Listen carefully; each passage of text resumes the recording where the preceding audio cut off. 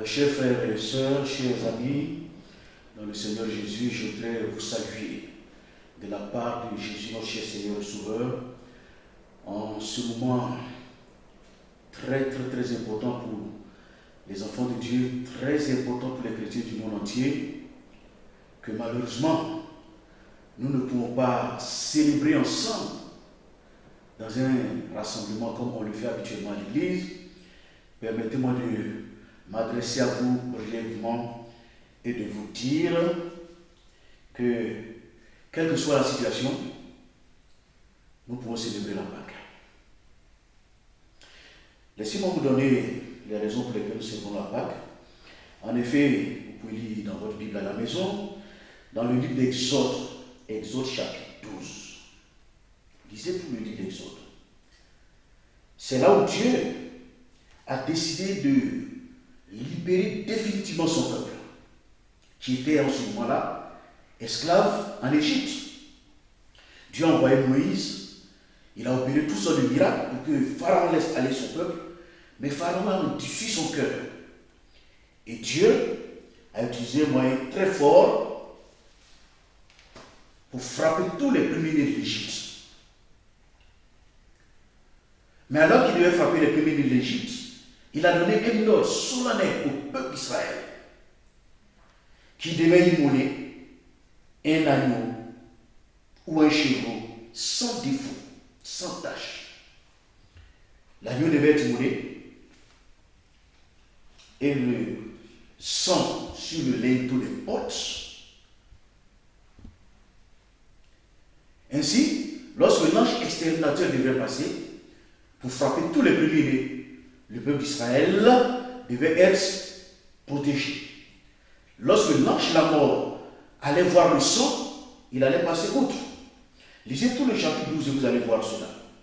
Et c'est ce qui s'est passé lorsque l'ange est arrivé, puisque les enfants d'Israël étaient prévenus et qu'ils avaient mis le sang des animaux qu'ils avaient immolés sur le linteau de leur porte. L'ange de la mort est passé outre et tous les premiers-nés de l'Égypte, ce jour-là, ont été frappés de mort.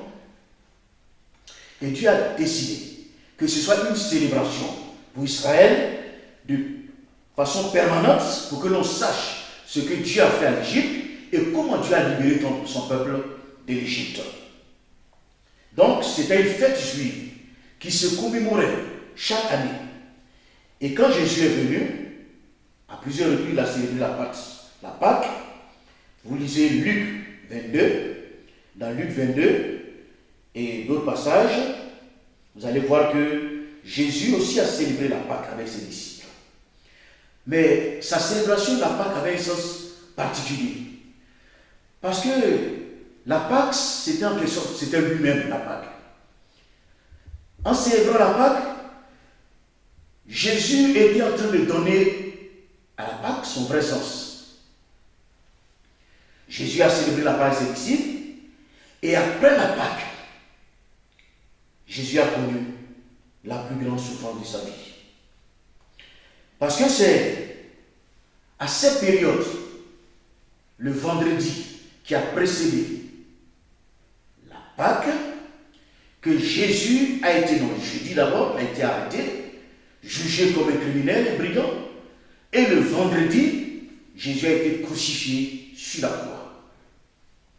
Il a connu donc des affres, des douleurs. Il a connu la souffrance. Et quand nous lisons dans 1 Corinthiens 5, 7, 8, 1 Corinthiens 5, 7, 8, l'apôtre Paul dit: faites disparaître le vieux levain, afin que vous soyez une Pâque nouvelle, puisque vous êtes sans levain, car Christ, notre Pâque, a été immolé. Célébrons donc la fête, non avec du levain vieux, non avec un levain de malice et de méchanceté, mais avec le pain sans levain de la pureté et de la vérité.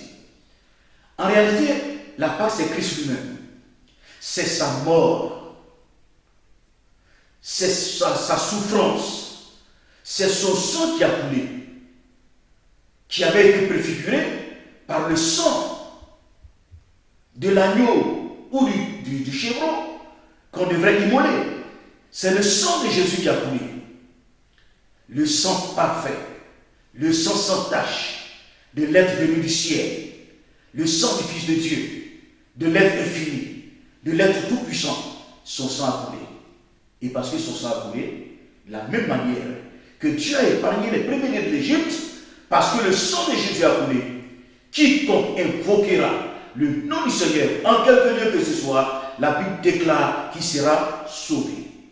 Oui, Christ est notre Pâque. Nous devons célébrer dans cette Pâque, non avec du vieux levé, non avec la malice, la méchanceté, mais avec des cœurs purs, dans la vérité. Parce que Christ, c'est lui la Pâque. Christ a été immolé. Christ a pris nos péchés. Christ a souffert. Le vendredi saint, il a connu les souffrances les plus douloureuses de sa vie parce qu'il a porté sur lui l'iniquité de nous tous. Il a porté nos péchés et nos langueurs. Mais, gloire soit rendue à Dieu, parce que le premier jour de la semaine, le dimanche matin, dans la clarté, Christ est ressuscité. Christ, pour toujours, a vaincu la mort et le séjour des morts. Christ a triomphé de l'adversité. Christ a triomphé de la souffrance, de la mort. Il est ressuscité. Et la Bible dit qu'avec lui, nous sommes aussi ressuscités. Et par la foi, nous sommes assis avec Christ dans les lieux célestes, au-dessus de toute domination, toute principauté et de toute autorité. C'est là le sens de la Pâque. La Pâque, c'est la résurrection de Christ, la mort et la résurrection de Christ, mais en même temps, notre mort et notre résurrection. Oui, le sang de Christ a été à jamais placé sur nos cœurs, le linteau de nos cœurs, pour que l'ange de la mort, l'ange exterminateur, ne puisse plus nous toucher, et nous sommes en sécurité en Jésus. Alors, je voudrais vous dire, en ce beau moment de Pâques, même s'il n'a pas l'opportunité de nous rencontrer, chacun chez lui doit fêter la Pâque. Chacun de lui doit se souvenir de la mort de Christ. Chacun de lui, chez lui, doit se réjouir non seulement de la mort, mais de la résurrection, parce que la mort de Christ n'est pas un deuil. Un deuil éternel, c'est un deuil de victoire. C'est une mort de victoire, une mort de salut, de délivrance. Donc chacun chez lui peut célébrer la Pâque, peut se réjouir, peut se glorifier de la Pâque, parce que Christ, notre Pâque, a été immolé. Que Dieu vous bénisse et que vous puissiez vous réjouir en ces instants. Vous n'êtes pas seul. Christ est avec vous, car il a promis, je suis avec vous tous les jours jusqu'à la fin du monde. Invoquez-le et vous verrez la gloire de Dieu. Que Dieu vous bénisse au nom de Jésus. Amen.